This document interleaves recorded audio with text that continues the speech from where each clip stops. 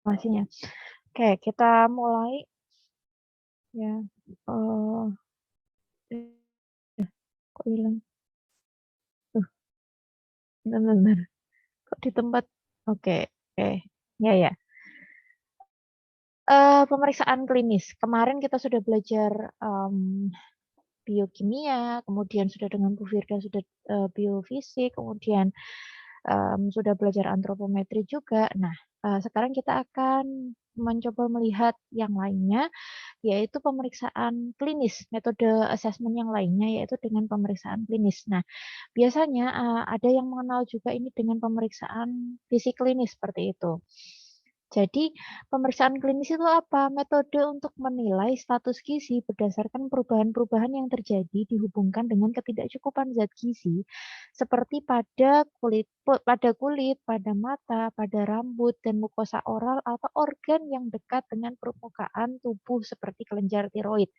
Jadi nanti kita bisa tahu sebenarnya orang itu berisiko terhadap defisiensi zat gizi tertentu atau tidak melalui ini pemeriksaan pada daerah-daerah tertentu. Kalau kemarin biokimia, kita biokimia atau laboratoris itu ya, itu kita lihatnya dari sampel spesimen gitu ya, dari darah, kemudian dari serum, kemudian dari darah, serum, feses, bisa ASI, bisa urin, bisa seperti itu. Nah, kalau yang ini lebih ke yang sifatnya bisa kita lihat seperti itu.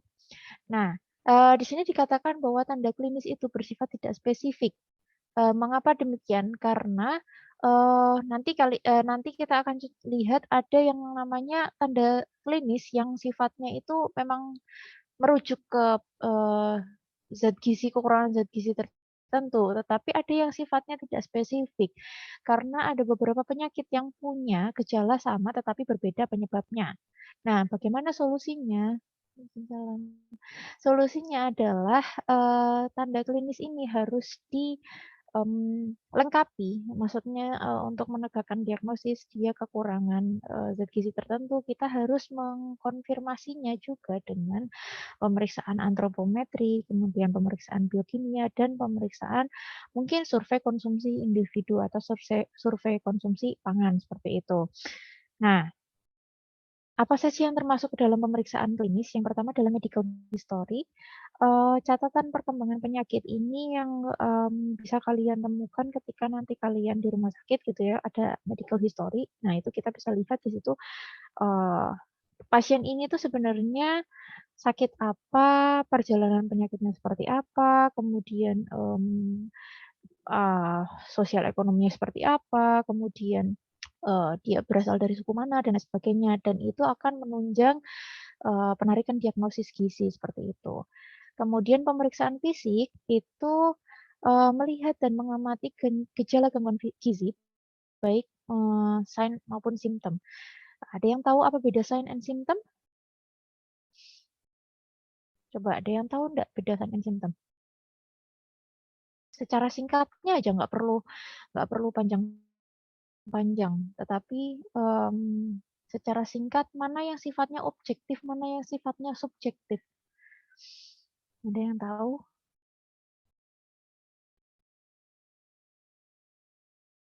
Pernahkah disinggung tentang ini di mata kuliah yang lain? Halo. Kalau yang sing itu yang objektif ya, Bu? Oke, terus kalau yang simptom? Subjektif. Yang sifatnya subjektif. Oke, nah ya, jadi sign yang tadi siapa Mbak Anissa ya menyampaikan sign itu yang sifatnya Sifatnya objektif. sign yang sifatnya objektif. Kemudian simptom yang sifatnya Subjektif. Oke, ini sepertinya saya salah salah meletakkan mana sign mana simptom ya tulisannya. Ya, eh, apa namanya sign itu adalah tanda dan simptom itu adalah gejala gitu. Jadi, benar justru ini saya salah ya, nanti nanti PPT-nya saya perbaiki dulu. Sign itu yang sifatnya bisa dilihat oleh, eee orang lain, yang, sifatnya, eee, objektif itu tadi. Kemudian kalau simptom itu yang bersifat, apa namanya, subjektif, saya yang merasakan. Misalnya contohnya pada anemia, simptomnya adalah kelelahan, pusing, sakit kepala, bingung. Siapa yang bisa merasakan itu? Itu adalah individu yang bersangkutan. Sementara, kalau, sign-nya itu adalah, pucat pada konjungtiva, kemudian mungkin ada takikardia, seperti itu. Itu orang lain bisa mengetahuinya, mungkin dengan, alat, apa namanya, dengan pemeriksaan-pemeriksaan tertentu, gitu. Kemudian kita lanjut, eee, ke riwayat medis. Riwayat medis itu ad meliputi apa saja? Bentar bentar. Oke, riwayat medis itu meliputi apa saja? Meliputi bisa, ada identitas pasien di situ, terdiri dari umur, jenis kelamin, pendidikan, pekerjaan, suku, dan lain sebagainya, yang di mana itu nanti akan berguna untuk, kalian melakukan, pencatatan clinical history, eee iya, clinical history gitu ya, yang bisa digunakan sebagai dasar untuk penarikan diagnosis. Tuh kalau nanti kalian sudah belajar, ADME gitu. Kemudian lingkungan fisik dan sosial budaya yang berkaitan dengan timbulnya penyakit malnutrisi. Misalnya, eee, lingkungannya seperti apa sih? Apakah, individu yang bersangkutan ini tinggal di lingkungan dengan sanitasi yang baik, kemudian mungkin dia tinggal di pegunungan atau pantai, yang itu akan menimbulkan perbedaan, kandungan mineral tanah, kemudian mungkin pola pola makannya seperti itu. Kemudian lingkungan sosial budaya, apakah ada pantangan, ada tabu, ada, apa ya, kepercayaan-kepercayaan tertentu terkait dengan makan dan terkait dengan kesehatan yang bisa berdampak terhadap, kesehatan individu yang bersangkutan, seperti itu. Kemudian, mmm, ada riwayat timbulnya gejala penyakit. Jadi kalau di catatan, medis itu, di status pasien itu, kalian bisa lihat nih, dulu waktu saya praktik di, rumah sakit gitu, saya suka membaca cerita perjalanan penyakit individu bersangkutan gitu. Mungkin di situ bisa kita lihat kapan dia mulai merasakan gejala, kemudian, apa namanya, kapan muncul tanda-tanda, kapan dibawa ke rumah sakit. Nah, seperti itu biasanya akan tertulis di situ. Di sini tertulis kapan berat badan turun, mungkin ada apa namanya, penurunan berat badan yang drastis dan tiba-tiba, kemudian kapan ada gejala anoreksik, seperti itu. Dan ada riwayat tindakan medis sebelumnya, mungkin pernah mengalami operasi, berkaitan dengan sistem gastrointestinal, kemudian, pernah mengalami operasi jantung dan lain sebagainya, yang kemudian berdampak terhadap kondisi kesehatan individu saat ini. Itu adalah, biasanya tercantum di catatan medis. Kemudian, komponen yang kedua dari adalah pemeriksaan fisik. Nah, pemeriksaan fisik itu apa? Pengamatan terhadap perubahan fisik yang berkaitan dengan kekurangan gizi. Dapat dilihat di mana saja, di kulit atau jaringan epitel, rambut, mata, muka, mulut, lidah, gigi, dan kelenjar. Oke, kita coba lihat satu persatu. Nah, sebelumnya, tanda klinis itu dikelompokkan menjadi 3 kelompok besar. Jadi ada kelompok 1, kelompok 2, kelompok 3 menurut Jelif and Jelif, yang motif dari WHO, seperti itu. Mmm, yang kelompok pertama itu adalah tanda yang memang benar-benar berhubungan dengan kurang gizi. Jadi memang kalau ada, tanda tersebut berarti orang tersebut mengalami kurang gizi, gitu. Kemudian, penyebabnya apa? Karena kekurangan salah satu zat gizi atau lebih yang dibutuhkan oleh tubuh.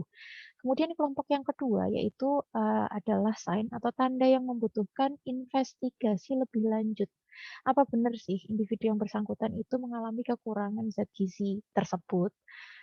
dapat disebabkan oleh malnutrisi atau bisa jadi faktor lain, misalnya kehidupan yang di bawah standar, huruf. Sebuah contoh, Koilonychia itu kan kukunya bentuknya seperti sendok seperti itu ya. Mungkin bisa jadi ketika dia ada terkena zat kimia tertentu pada kukunya, eh, kukunya jadi kurang kurang bagus seperti itu. Nah, itu kan bisa jadi membuat apa ya, bias gitu untuk penentuan malnutrisi atau tidak terhadap individu yang bersangkutan. Nah, kemudian kelompok yang ketiga adalah eh, sign atau tanda yang tidak berkaitan dengan gizi salah. Gizi salah itu malnutrisi ya. Jadi gini, ini saya belum konsisten menyebutkan nutrisi dan gizi salah. Uh, ada himbauan untuk menggunakan istilah gizi salah. Cuman kan selama ini kita masih menggunakan istilah malnutrisi ya, seperti itu. Uh, nah, tanda ini itu tidak berkaitan, tetapi hampir mirip gitu. Dan dalam penarikan diagnosisnya memerlukan keahlian khusus untuk membedakannya. Oke, yang pertama ini rambut. Rambut ini hanya ada di kelompok satu, yaitu di mana dia kurang bercahaya, tampak kurang bercahaya, kusam dan kering, tipis dan jarang, rambutnya mudah putus. Kemudian terjadi dispigmentasi. Oke, rambut mudah putih. Ya, dispigmentasi. Ada yang namanya istilah rambut jagung. Jadi rambut jagung ini seperti kombinasi antara dia itu mengalami dispigmentasi. Kan tahu jagung kan rambutnya kayak apa? Rambut jagung warnanya kayak apa? Iya, warnanya kan coklat coklat gitu ya. Dan dia sebenarnya mudah mudah tercerabut gitu. Nah, ini pada kondisi malnutrisi itu gambaran rambutnya tuh seperti rambut jagung, warnanya coklat eh, karena mengalami dispigmentasi.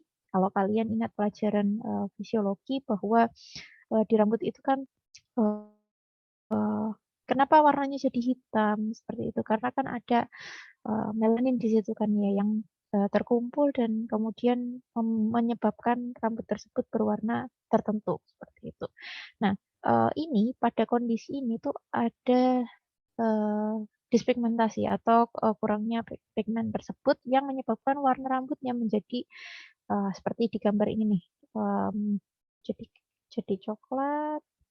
Coklatnya tuh coklat terang seperti itu dan mudah putus, mudah tercerabut dari akarnya. Nah, kemudian ada yang namanya flex sign. Kalau kalian lihat ada orang yang rambutnya diwarnain jadi sebagian warnanya coklat muda sama hitam gitu ya. Itu secara sengaja. Itu secara sengaja. Tetapi kalau pada anak malnutrisi, ya memang warna rambutnya seperti ini. Ini adalah yang dinamakan dengan flex sign.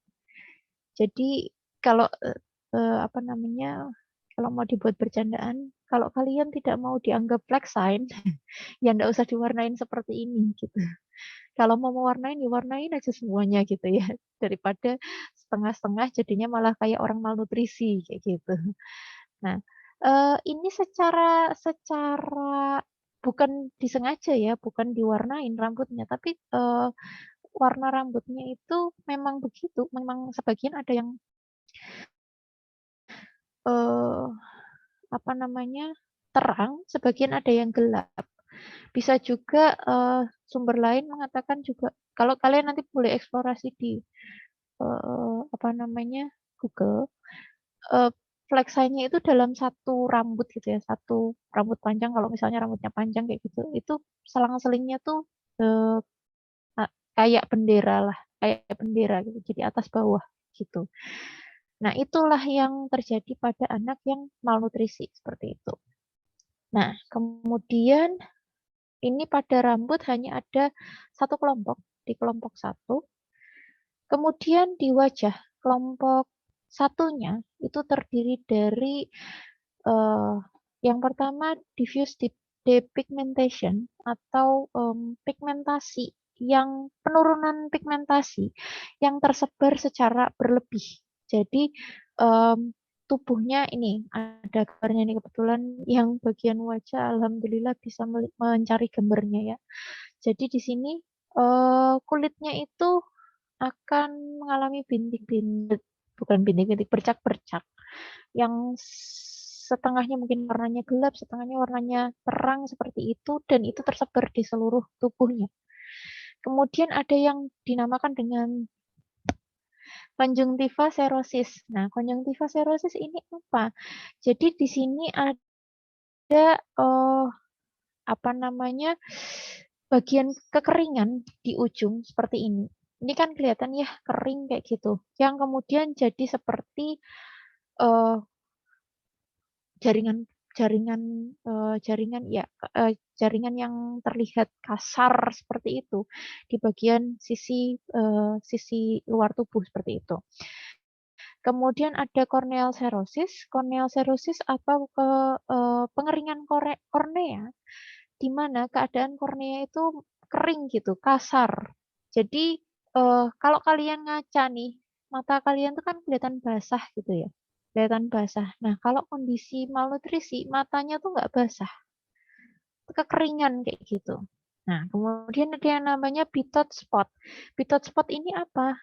Gumpalan-gumpalan kecil putih seperti busa kayak gitu di mata yang apa ya tidak teratur seperti itu. Ini tanda yang khas pada orang-orang yang mengalami malnutrisi. Kemudian ada yang namanya moon face. Moon face itu seperti apa? Ini anak ini itu bukan bukan gendut iwel-iwel ya, tapi apa namanya?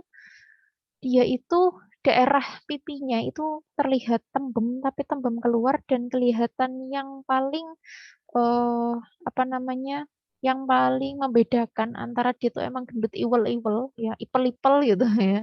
Yang bisa di bisa diuyel-uyel itu adalah eh, bentuk bibirnya seperti itu. Jadi dia kayak tertarik keluar. Nah, ini kalau kalian lihat nih di anak ini itu foto anak ini gitu ya. Itu kalian bisa lihat tuh rambutnya warnanya agak kemerahan gitu dan eh, tipis dan jarang serta mudah tercerabut. Nah, jadi ini kan sudah memenuhi eh, semua tanda gitu ya dari malnutrisi itu sendiri. Kemudian selanjutnya yang mata, ini kayaknya yang mata ke bawah saya belum sempat nyari gambarnya, jadi mohon maaf. Nanti boleh kalian eksplorasi sendiri, apa namanya, bentuknya seperti apa sih gitu. Saya belum belum bisa mencarikan gambarnya satu persatu. Eh, yang kelompok pertama, yang benar-benar mengarah ke arah adanya malnutrisi, ada eh, pel konjungtiva, pucat pada mata. Ada yang tahu kira-kira kalau pucat itu biasanya apa? Berhubungan dengan apa? Kalau pucat biasanya berhubungan dengan apa? Anemia. Anemia. Anemia. Ya, biasanya kalau kita mau lihat, wah, anemia nih gitu kan. Matanya daerah bawah mata ini diturunin ke bawah gitu ya dan dilihat apakah dia pucat atau tidak seperti itu. Itu pelkonjungtiva. Kemudian keratomalacia. Keratomalacia itu seperti apa? Jadi matanya kayak ada ketutup hitam-hitam setengah gitu lah. Gambarannya seperti itu. Nanti kalian boleh googling. Kalau saya sarankan ya, kalau kalian belajar cuman kayak gini dihafalin, itu nggak ingat. Kalian boleh sambil lihat-lihat gambarnya. Oh, nanti keratomalacia itu seperti itu gitu. Itu adalah gumpalan kecil putih pada permukaan mata. Jadi ada yang namanya ulkus atau pernanahan pada mata. Dan ada yang keratomalacia. Kalau keratomalacia itu kayak ketutup setengah, kalau ulkus sudah sampai di putih semua gitu, kayak bernanah semua kayak gitu.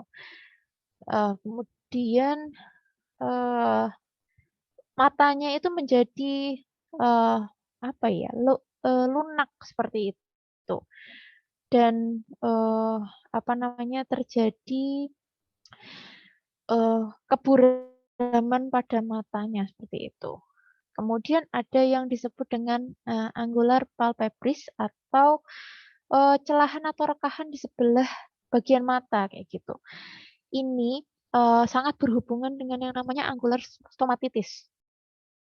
Angular stomatitis itu seperti sariawan di daerah bibir, di bagian sudut-sudut bibir, ya kan kita punya 2 sudut bibir seperti itu. Nah ini kalau ini di mata, boleh nanti kalian lihat kayak gitu ya. Kemudian yang kelompok 2 atau yang masih perlu dikonfirmasi lagi itu ada corneal vascularization, di mana itu adalah apa ya, vaskularisasi gitu ya, terjadi penyempitan plexus limbal normal yang menyebabkan peradangan dan memengaruhi kornea. Gambarnya nanti boleh kalian cari di Google. Kemudian ada corneal arcus, itu lingkaran munculnya lingkaran berwarna terang pada sisi sebelah luar dari selaput iris mata. Dan ini biasanya terjadi pada usia remaja atau pada orang-orang yang memiliki kolesterol darah yang tinggi. Itu. Kemudian ada yang namanya istilah santomata. Santomata adalah adanya warna putih kekuningan pada kulit ya kayak yang apa namanya bentuknya seperti plak pada kulit seperti itu. Tapi ini terjadi di bagian bawah mata. Kemudian ada corneal scars atau kornea yang menebal. Jadi terjadi penebalan pada kornea. Seperti itu. Kemudian selanjutnya pada bibir, ini ada angular stomatitis dan cheilosis, ini hampir mirip ya. Jadi kalau angular stomatitis itu kayak ada sariawan di daerah sudut-sudut bibir. Bibir kalian ada 2 gitu ya. Sudut bibir kalian ada 2 gitu ya. Itu bisa terjadi di salah satu. Kalau cheilosis itu lebih ke merekah. Jadi sampai merekah dan mungkin rasanya sakit sekali seperti itu. Kemudian yang kelompok 2 ada depigmentasi kronis pada bagian bibir bawah. Nanti kalian boleh lihat ya gambarnya. Intinya kalau ada istilah depigmentasi berarti pigmen yang membuat warna normal pada bagian tersebut itu kurang jadi berbeda warnanya dengan yang normalnya seperti itu. Kemudian pada lidah, kelompok 1 ada edema lidah. Edema apa edema? Bengkak, Ibu. Bengkak ya. Jadi ada pembengkakan tapi pada lidah ya. Saya sendiri belum pernah lihat ya, belum pernah lihat orangnya gitu yang bentuknya seperti ini. Tapi mungkin nanti boleh kalian googling juga ya, kelihatannya seperti apa. Tapi dia biasanya dideteksi dengan menekan gigi sepanjang tepi-tepi lidah. Kemudian ada lidah mentah atau scarlet, itu lidah kita kan warnanya pink-pink seperti itulah ya. Kalau kalian lihat lidah normal. Nah, ini lidahnya warnanya lebih ke merah cerah gitu. Nah, bisa jadi awalnya itu ukurannya normal, tetapi kemudian mengalami atrofi atau pengecilan yang sifatnya sangat nyeri seperti itu. Nah, tadi kalau ada lidah mentah atau scarlet atau warnanya pink-pink muda kayak gitu, merahnya merah cerah seperti itu. Nah, kalau kelompok 2, kelompok 2, sebaliknya ada yang namanya lidah magenta. Itu warnanya merah keunguan. Nanti kalian lihat deh apa namanya di Google gambarnya seperti apa. Kemudian kelompok 2 ada papila hiperamik dan hipertropik dan ada visura. Jadi papila hipertropik ini seperti gambarannya seperti stroberi. Papila itu apa sih papila? Papila pada lidah itu apa?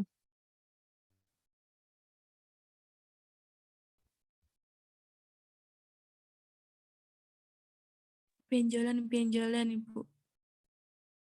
Benjolan-benjolan, bintil-bintil lebih tepatnya. Bintil-bintil kita tuh kan ya kalau kalian lihat di lidah kalian melet coba ya di lidah di kaca gitu ya. Lidah kalian itu kan kelihatan ada bintil-bintilnya, tetapi ini lidahnya yang namanya hiper hiperamik dan hipertropik. Hipertropik itu kan berarti kan membesar gitu ya. Jadi lidahnya jadi kelihatan bergranula seperti stroberi seperti itu. Kemudian terjadi visura. Visura itu pecah-pecah kayak gitu pada permukaan lidah yang eh, kelihatan tanpa papila pada pada eh, permukaan-permukaannya seperti itu. eh kalau kalau sakit sebenarnya gini, ada yang menyebutkan bahwa lidah itu menjadi cerminan apakah kita sehat atau tidak seperti itu. Nah, kalau kita bisa lihat dari ini, kalau misalnya bergaris-garis, kemudian warnanya tidak pink pink pada umumnya kayak gitu ya, mungkin lebih cerah atau keunguan, itu kan berarti menunjukkan bahwa ada masalah dalam tubuh kita. Kemudian kelompok 3 yang sifatnya tidak berhubungan dengan kekurangan gizi, ada geographic tongue atau lidah dengan bintik-bintik yang terdistribusi tidak teratur seperti itu. Kemudian ada pigmented tongue, yaitu adalah daerah berbintik dengan pigmentasi berlendir biru hitam seperti itu. Kadang-kadang disertai pula dengan bintik-bintik pada daerah gusinya. Oke. Kemudian itu tadi pada lidah, selanjutnya adalah pada gigi. Ada di kelompok satu, hanya ada di kelompok satu saja yang berhubungan dengan kekurangan gizi, ada motot enamel. Jadi terdapatnya bintik-bintik putih dan kecoklatan dengan atau tanpa erosi pada bagian enamel. Nah, ini mungkin kita apa ya? Kalau yang bagian ini itu eh, mungkin ahli gizi tidak akan bisa melihat dengan eh, apa ya? Langsung tahu gitu. Karena kita tidak fokus pada ini. Mungkin kita membutuhkan bantuan entah mungkin perawat atau mungkin ahli, mungkin dokter gigi. Nggak, kayaknya kalau dokter gigi nggak sampai sih ya. Tapi disinilah kita bisa lihat bahwa di giginya pun ada tanda seperti itu. Ada karies gigi. Karies gigi ya giginya rusak ya seperti karies pada umumnya, kemudian ada pengikisan atau atresion dan ada hipoplasia enamel, hipoplasia ya ini mohon maaf typo, dan terjadi email ya, saya tadi ngomong apa, hipoplasia email dan erosi email seperti itu. Ya ini agak kurang bisa dilihat oleh ahli gizi sendiri. Kemudian, tetapi ini kalian tahu lah ya. Kemudian selanjutnya pada gusi. Nah, pada gusi, kalau gusi mungkin bisa dilihat lah ya, spongy bleeding gums. Jadi seperti ada bunga karang, keunguan atau merah pada pada bagian gigi seperti itu. Jadi spongy bleeding gums tuh gusinya merah-merah, intinya kayak gitu. Dan mungkin sampai berdarah pada orang-orang malnutrisi akan terlihat seperti itu. Kemudian pada kelompok 2 bisa terjadi recession of gums. Kerusakan dan atrofi dari gusi. Atrofi adalah pengecilan gitu ya. Atrofi otot itu berarti kan pengecilan pada otot. Kemudian pada kelompok 3 terjadi piorea atau infeksi pada periodontal, infeksi pada tepi-tepi gusi yang menyebabkan merah dan gusi mudah berdarah tetapi tanpa hipertrofi, tanpa apa ya, tanpa pembengkakan seperti itu. Kalau piorea itu. Nah, jadi ini bisa kita lihat tetapi perlu pemeriksaan lebih lanjut. Kemudian yang kelenjar, ada kelompok 1 terjadi pembesaran pada tiroid, dan pembesaran pada parotid. Nah, kalau ini kan kita tahu ya ada yang namanya gondok kayak gitu yang bisa kita lakukan palpasi. Palpasi apa palpasi? Palpasi apa palpasi?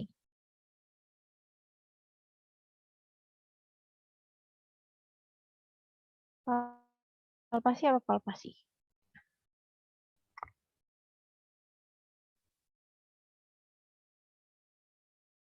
Palpasi apa? Ada yang tahu?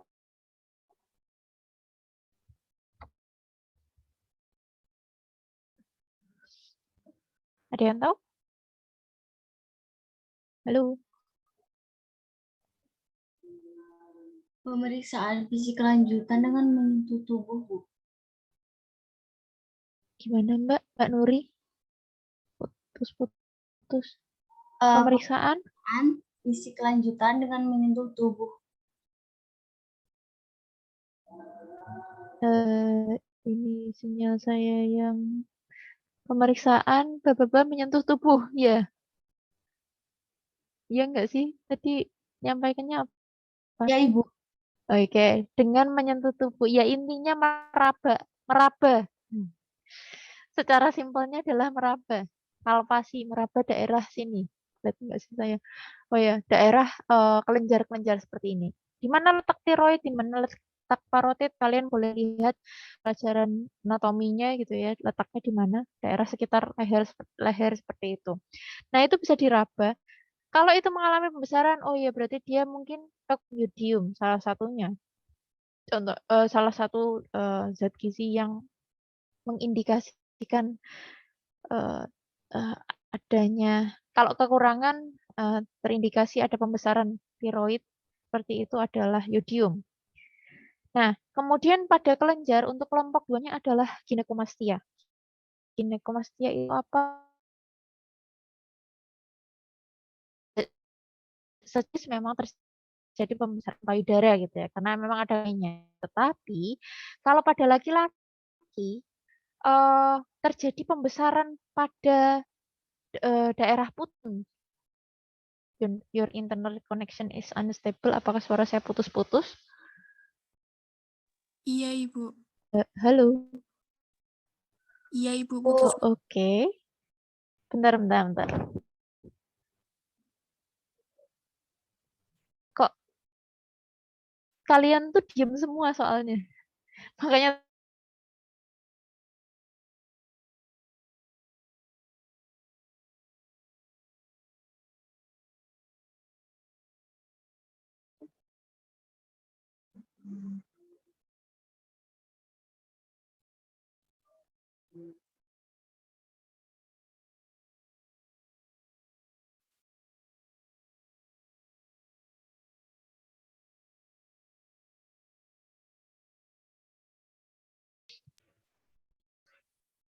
putus-putus sampai mana? Palpasi. Palpasi, oke. Palpasi itu adalah perabaan. Secara simpelnya adalah perabaan seperti itu. Nah, kalau pembesaran tiroid atau pembesaran parotid itu bisa dilakukan perabaan di daerah sekitar leher. Seperti itu. Eh, kalau tiroid yang di leher ya, kalau parotid kelenjarnya di mana? Di daerah sekitar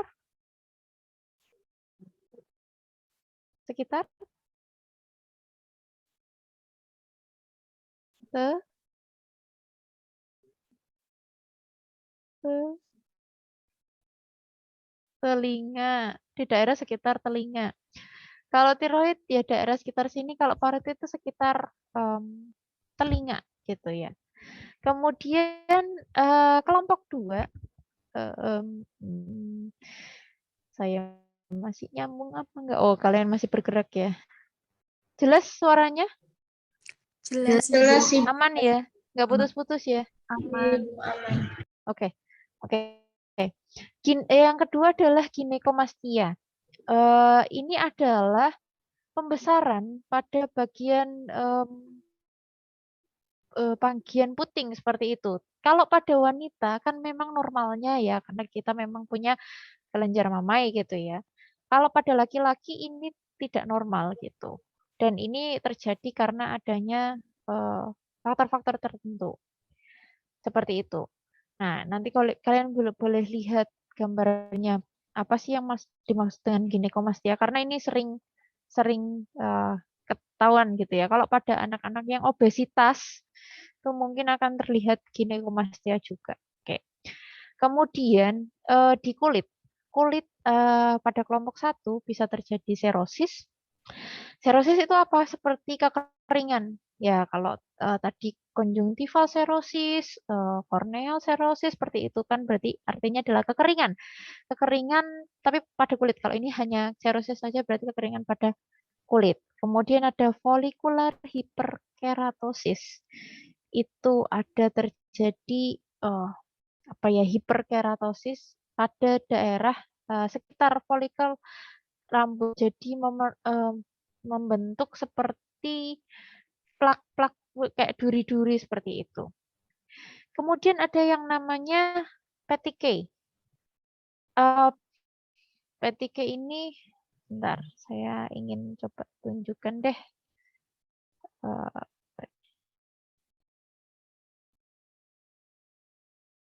Wait, gini aja.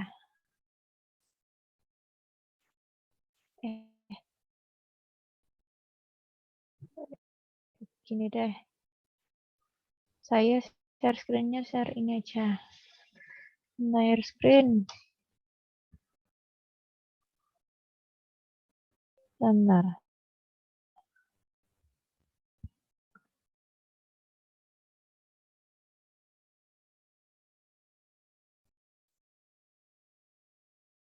Entire screen, wait. Sudah kelihatan? Nah, ini petikei itu seperti ini. Jadi semacam apa ya? Bintik-bintik hemorrhagic darah gitu ya, hemorrhagic perdarahan pada kulit yang kalau pada orang yang kulitnya putih gitu, petikei ya. Tulisannya ternyata begini. Petikei itu kalau pada orang yang kulitnya putih dia akan kelihatan banget tuh bintik-bintik hemorrhagicnya, perdarahan seperti itu. Oke, kita kembali ke sini lagi. Udah ya, kalau saya pindah-pindah kalian bisa lihat kan ya. Kemudian pellagrous rash atau dermatosis ini jadi kayak lesi atau apa ya, daerah kasar gitu pada kulit yang kemudian ada berpigmentasi berlebihan, mungkin akan lebih hitam di daerah tersebut, yang itu terlihat jelas sekali. Kemudian ada pada kelompok 2 ada mosaik dermatosis. Jadi apa ya, plak-plak terjadi plak-plak yang kemudian cenderung mengelupas pada daerah sekelilingnya. Kemudian terjadi penebalan dan pigmentasi pada daerah yang titik penekan seperti pada lutut, siku. Nah, seperti itu akan bisa berkerut-kerut seperti itu dan terlihat lebih tebal, lebih hitam. Tapi ini tuh kalau kalian istilahnya lebih hitam dan lebih tebal gitu, mungkin dia tidak pada umumnya gitu. Nanti bolehlah kalian ya koneksi stable lagi. Suara saya putus ya? Tidak. Halo. Oke, aman ya. Yaudah. Itu. Jadi kalau kalian lihat ini bukan yang pada umumnya memang terlihat hitam seperti itu, tapi lebih hitam, lebih berkerut, lebih kasar seperti itu. Oke, kemudian selanjutnya adalah kuku. Nah, kuku ini ada istilahnya namanya kuku sendok, koilonychia. Ada yang bocor? Koilonychia ini sangat sering dijumpai. Maksudnya istilah apa namanya tuh? Kalian bisa lihat gitu loh. Kita bisa lihat gitu secara Bentar, saya ininya habis, baterainya habis.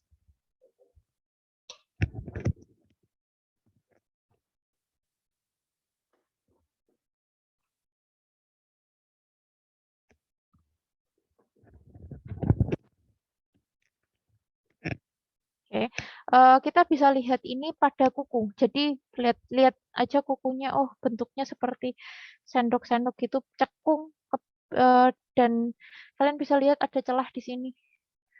Itu tanda kekurangan zat gizi. Nah,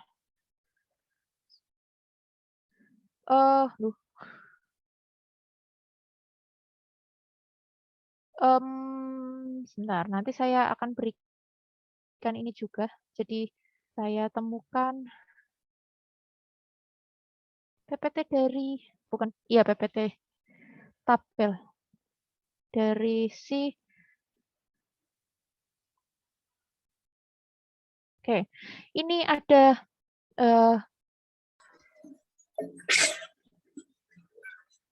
tanda yang bisa berhubungan dengan possible nutrition related causes, penyebab kekurangan gizi yang berhubungan.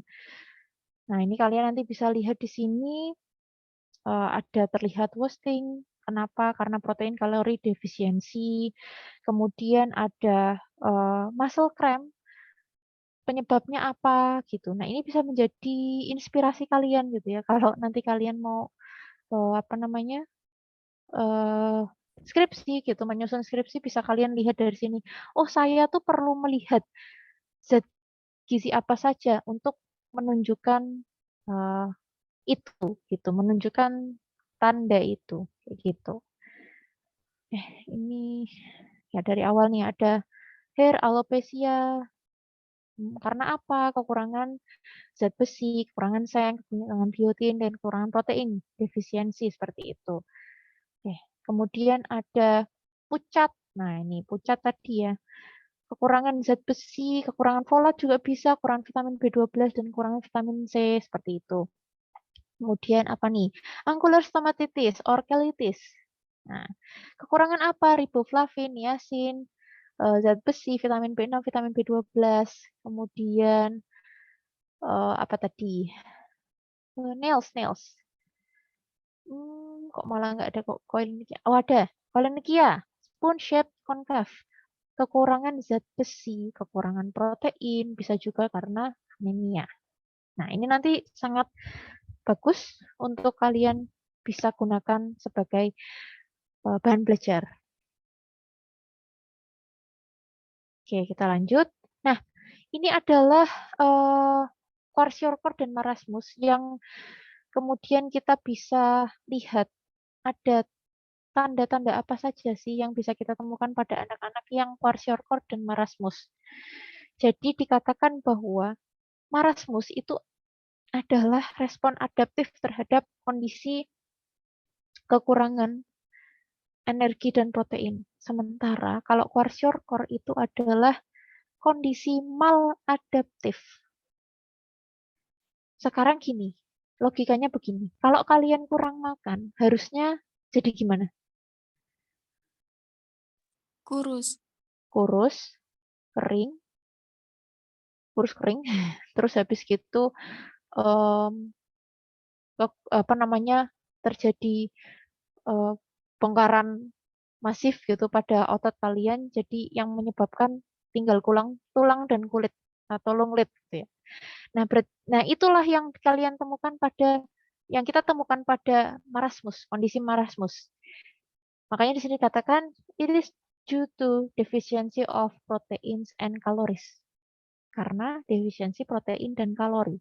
Sementara pada anak yang kwashiorkor itu mungkin dia cukup kalorinya, tetapi kurang proteinnya.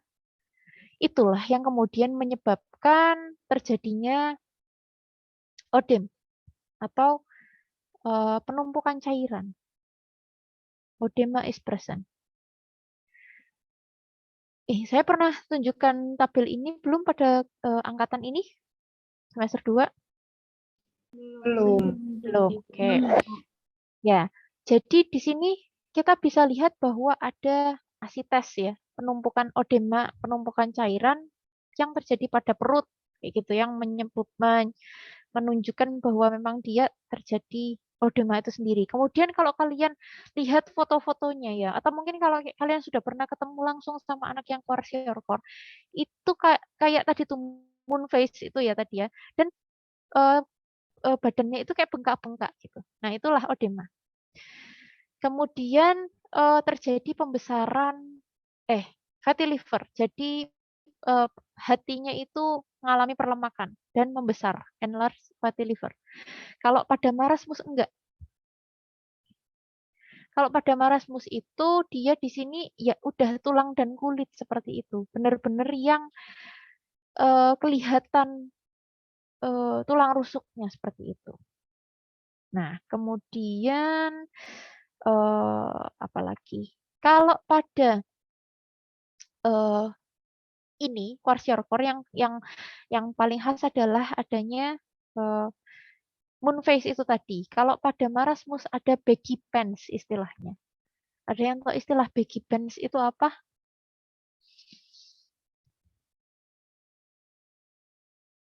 Baggy pants itu apa?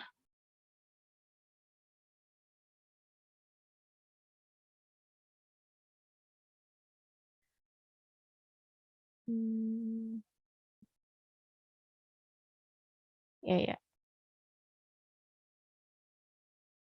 Eh.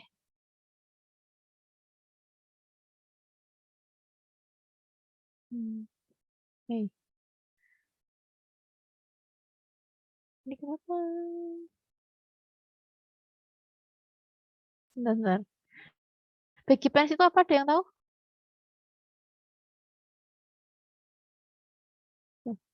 Kok ke ini sih? Kalau kalian lihat celana nih.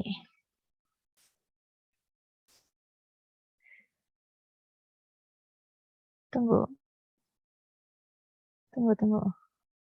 Share screen, entire screen.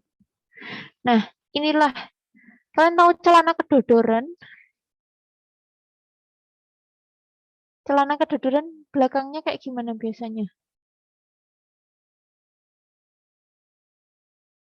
Kulit pantatnya berkeriput, bergelambir seperti ini loh. Inilah yang disebut dengan istilah baggy pants. Kalian sudah bisa lihat gambarnya? Saya googling bisa lihat? Sudah, Ibu. Nah, nanti kalian boleh lihat nih. Ya.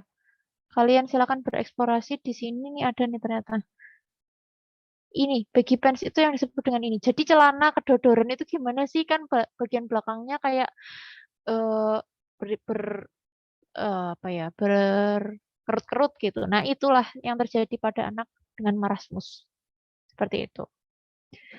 Kemudian rambut jagung ditemukan pada si kwashiorkor. Meskipun marasmus juga mungkin marasmus kwashiorkor kondisinya seperti itu. Ada yang namanya istilah marasmus kwashiorkor, gabungan antara keduanya. Dia tulang dan kulit tetapi juga terjadi edema kayak gitu.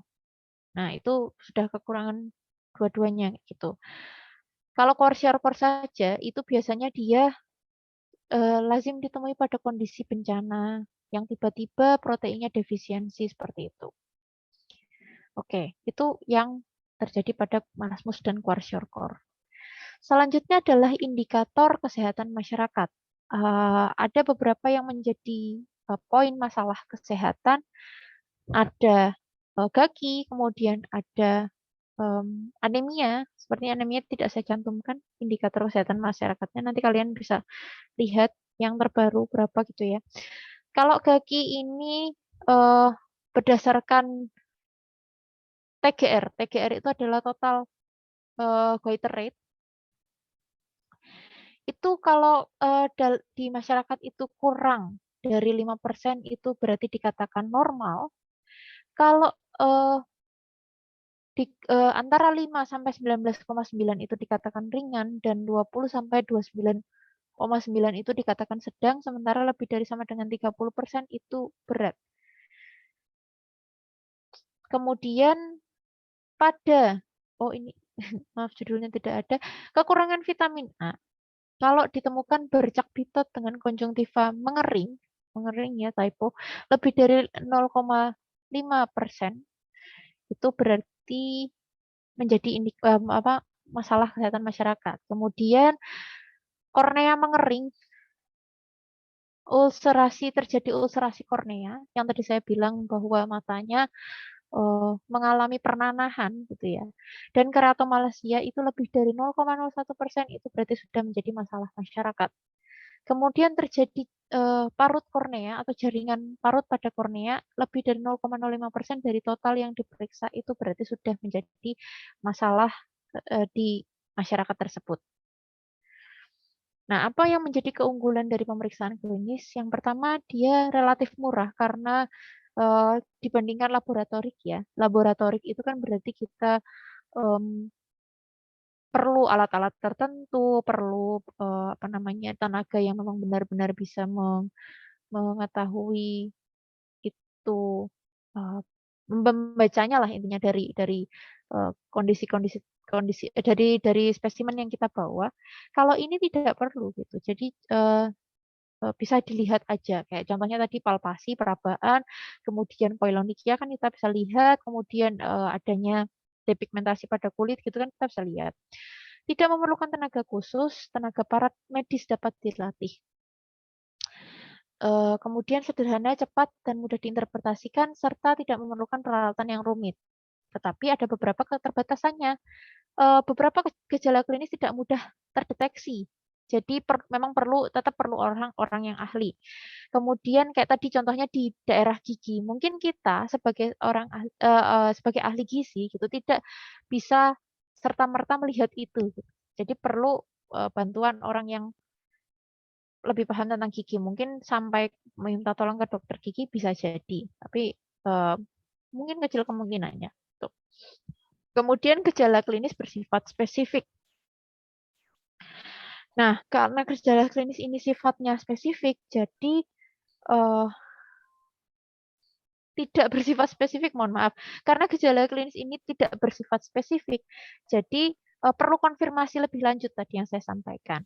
Kemudian adanya multiple gejala klinis. Kayak tadi defisiensi zat besi ternyata bisa ditandai dengan A, B, C, D, E. Seperti itu yang perlu diperiksa lebih dari satu pemeriksaan sampai akhirnya tegak, oh berarti dia defisiensi zat besi, seperti itu. Kemudian gejala klinisnya itu sendiri dapat terjadi pada waktu permulaan kekurangan zat gizi. Jadi kalau misalnya individu tersebut baru kekurangan zat gizi, bisa jadi bisa jadi tidak gejala klinisnya. Bisa juga terjadi pada sekian waktu yang lama. Jadi bisa jadi ditemukan, bisa jadi tidak, seperti itu. Itu yang menjadi keterbatasan dari pemeriksaan klinis. Itulah mengapa tadi disampaikan di awal bahwa memang perlu dikonfirmasi dengan metode assessment yang lainnya. Oke, cukup sekian pemaparan dari saya. Terima kasih. Apakah ada yang mau didiskusikan terlebih dahulu?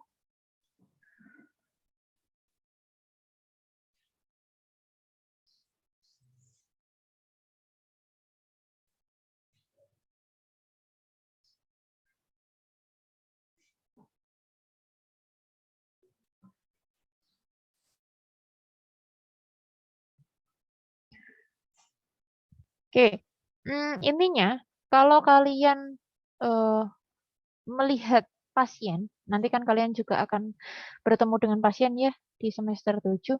Kalian melihat pada pasien, assessment itu dilakukan bukan hanya sepenggal-sepenggal. Ada yang namanya pemeriksaan fisik klinis, physical finding, PD, salah satu domain dari assessment. Itu kalian mengetahui pasien tersebut mengalami suatu penyakit tertentu, kalian perlu berpikir lebih kritis bahwa saya perlu lihat apa saja.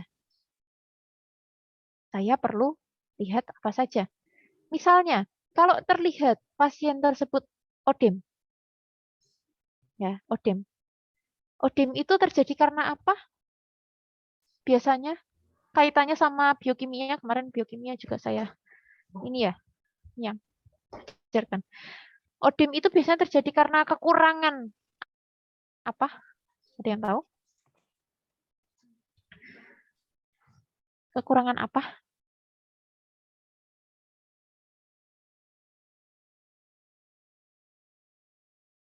Kekurangan? Ikan gabus tinggi apa ikan gabus?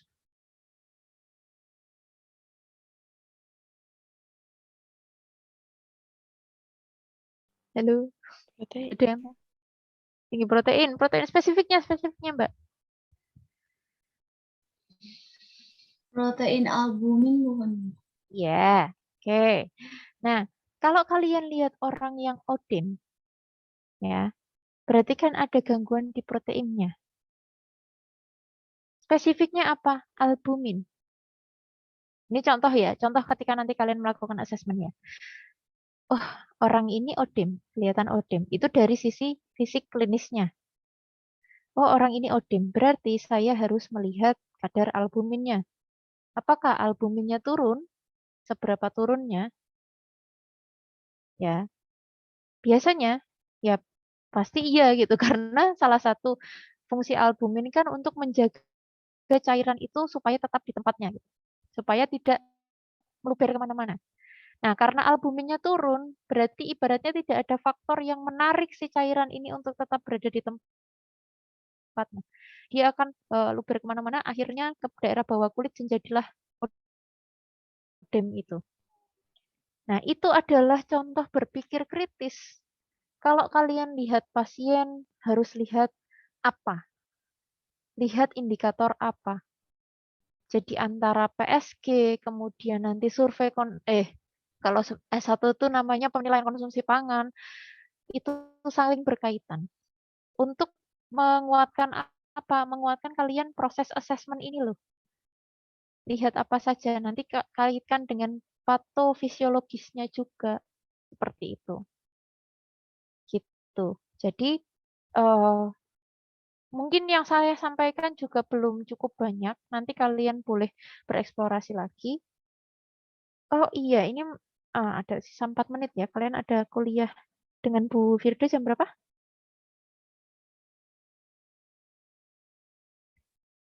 Kuliah dengan Bu Firda jam berapa, Mbak Maldias?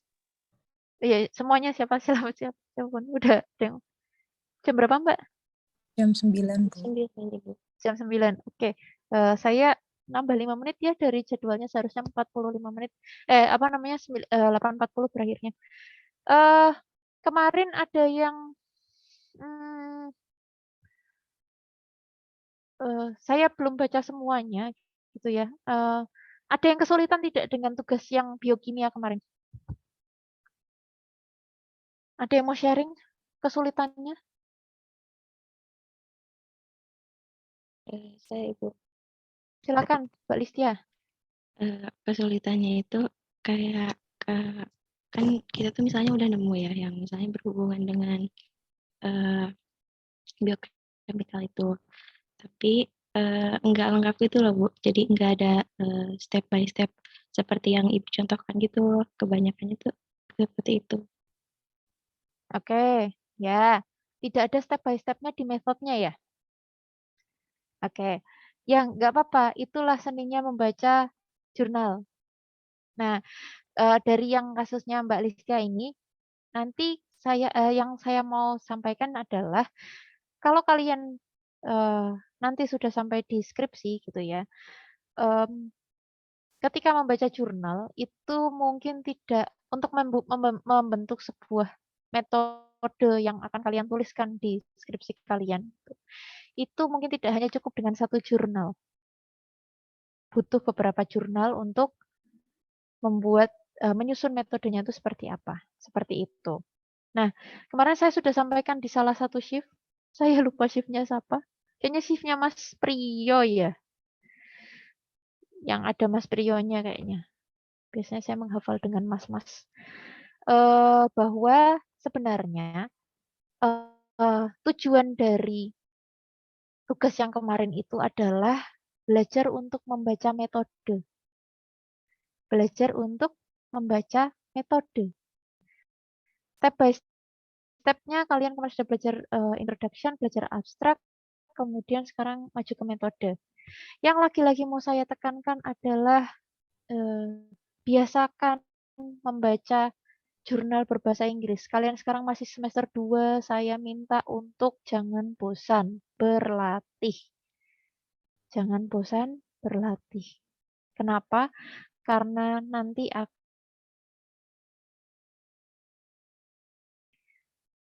ya, mungkin saya sudah pernah sampaikan ini ke shift yang lain atau mungkin minggu lalu juga minggu lalu pertemuan yang sebelumnya sudah saya sampaikan bahwa saya pribadi kalau flashback ke beberapa tahun yang lalu di seumuran kalian semester 2 itu ketika saya diberikan tugas yang harus menggunakan jurnal berbahasa Inggris, saya juga menggerutu. Susah banget sih baca jurnal bahasa Inggris tuh, nggak paham, susah gitu ya. Sama gitu di semester 2 seumuran kalian itu saya pusing juga. Tetapi kemudian di semester 7 saya bersyukur dengan tugas-tugas itu. Dengan tempaan-tempaan untuk membaca dari jurnal-jurnal berbahasa Inggris karena itu memberikan informasi yang lebih lengkap. Gitu. Jadi kok macet? Gambar kalian semuanya berhenti. Apakah suara saya masih baik-baik saja? Masih. Oke, masih. Ya sudah. Intinya dibiasakan ya Mbak dan Mas semuanya. Kalau kalian mengerjakan tugas dari dosen-dosen, tolong gunakanlah sumber-sumber. Paling tidak ada 3 lah yang menggunakan jurnal berbahasa Inggris. Paling tidak ada 3. Karena mekanisme, kemudian metode, kemudian mungkin nanti cut off. Mungkin ada nih yang di Indonesia gitu ya. Cut off itu mungkin kalian bisa temukan di jurnal-jurnal internasional. Seperti itu. Jadi kalian tuh tidak hanya terkotaki, oh saya kalau nggak nemu di jurnal berbahasa Indonesia, selesai, titik. Tetapi kalian juga bisa bereksplorasi lebih luas ke jurnal internasional. Gitu ya Mbak Mas semuanya. Saya belum selesai baca satu persatu yang PSG. Tapi terima kasih sudah mengumpulkan. Nanti kalau ada yang belum, ya saya tagih. Saya nggak tahu, belum lihat satu persatu. Kalau ada yang belum, saya tagih. Semoga dari itu kalian bisa belajar. Untuk metodenya, nanti kalian bisa lihat apakah dia menggunakan asesmennya ya ini ya. Menggunakan biokimia atau menggunakan klinis, menggunakan survei konsumsi makanan. Kalau survei konsumsi makanan itu nanti akan penilaian konsumsi makanan itu akan seperti apa menggunakan metode yang apa, itu kalian bisa lihat dari situ. Baru nanti setelahnya kalian kalau sudah dapat metode penelitian, kalian bisa tahu oh dia model desain penelitiannya seperti ini. Nah, kayak gitu. Gitu ya Mbak dan Mas semuanya. Ada yang mau didiskusikan dulu sebelum saya tutup?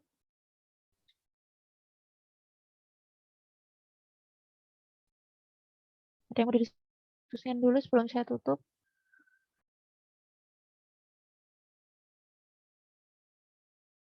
Tidak ada. Oh iya,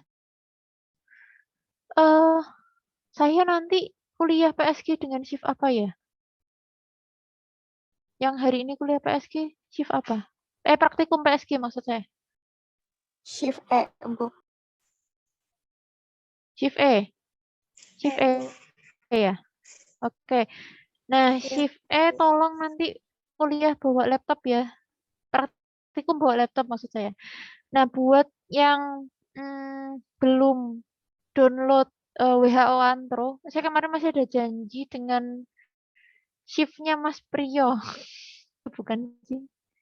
Mas Priyo, shift apa Mas Priyo?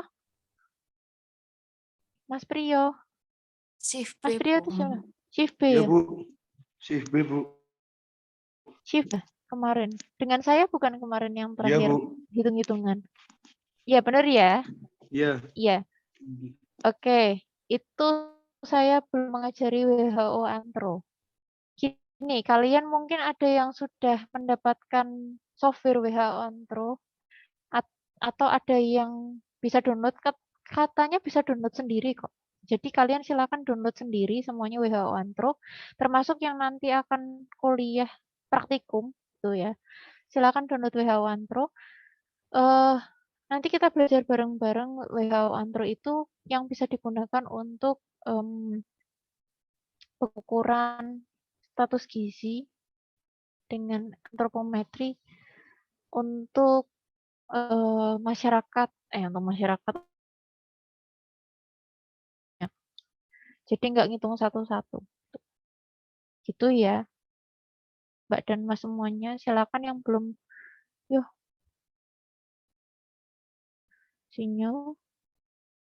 Halo, halo, Ya, Ibu. halo. Mati ya tadi ya? Enggak, Bu, masih aman. Oh, masih aman. Oke. Ya, kalau yang belum download silakan download ya. Untuk WHO Antro-nya. Gitu. Itu pagi hari ini bisa membawa kebermanfaatan untuk kita semua. Mohon maaf apabila ada yang kurang berkenan. Mohon maaf juga tadi terlambat. Terima kasih Mbak dan Mas semuanya atas kehadirannya. Jangan lupa presensi. Saya tutup. Wassalamualaikum warahmatullahi wabarakatuh. Waalaikumsalam warahmatullahi wabarakatuh. Terima kasih, Bu.